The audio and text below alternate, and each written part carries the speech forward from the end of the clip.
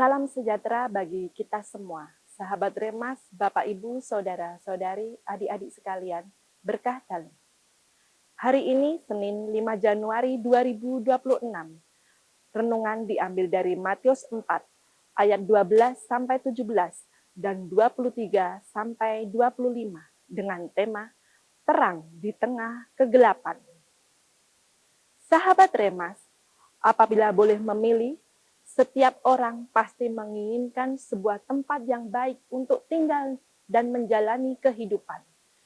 Mungkin tidak ada orang yang secara sadar memilih tempat-tempat yang kurang untuk tempat tinggalnya, kecuali memang bila tidak ada pilihan lain yang membuat seseorang tinggal dalam lingkungan dan situasi yang tidak baik.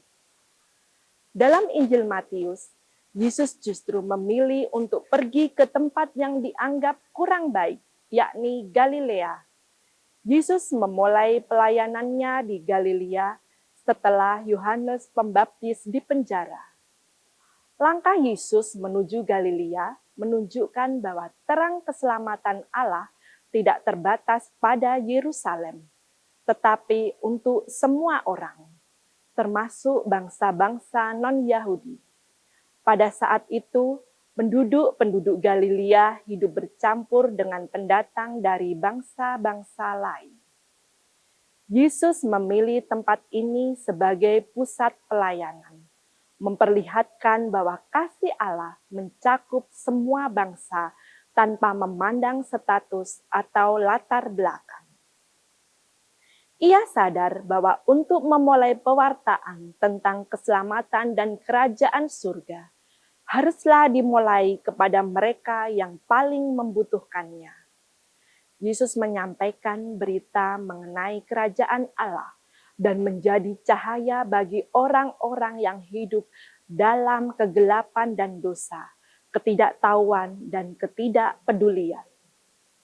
Yesus juga menyembuhkan berbagai macam penyakit, menyerukan pertobatan, dan mengajarkan kasih kepada sesama. Kehadiran Yesus menunjukkan bahwa Allah peduli kepada umat-Nya dan ingin mereka hidup dalam kasih dan damai. Kehadirannya membawa harapan, pemulihan, dan kehidupan baru bagi mereka yang hilang dan putus asa. Dalam kehidupan kita sehari-hari, kegelapan akan muncul ketika kita membiarkan egoisme atau ketidakpedulian menguasai diri kita. Kita dipanggil Tuhan untuk menjadi cahaya, menerangi dunia dengan kasih, kebaikan, dan keadilan. Kita dapat menjadi cahaya dengan cara yang sederhana, menyapa teman yang merasa sendirian, membantu teman yang kesusahan, atau meminta maaf saat melakukan kesalahan. Kita bisa menunjukkan kasih dengan menghormati orang tua dan mengasihi saudara.